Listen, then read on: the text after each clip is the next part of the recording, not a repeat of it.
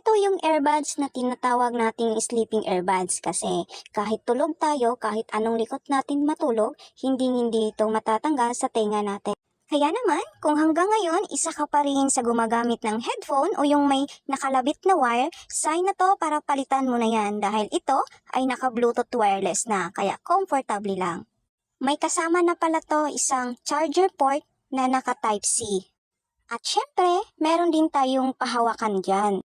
Ito yung saksakan ng ating charger port, kaya kung malowbat yan, dito mo lang yan isaksak. Ang earbuds natin ay naka-LED display na yan, kaya malalaman mo dyan kung lowbat na ba or naka-full charge na.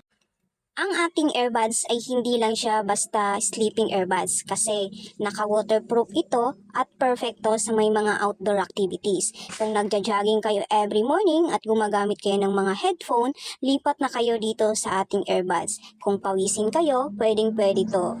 Perfecto sa may mga swimming activities kasi kahit naliligo ka, swimming pool man yan o dagat, pwedeng-pwede yan. Kahit nagsha-shower ka lang or yung everyday routine mo na naliligo ka. Kaya naman, kung gusto nyo to, ilalagay ko yung link dyan sa baba kasi sa halagang 100 plus lang, may ganito ka na kagandang earbuds.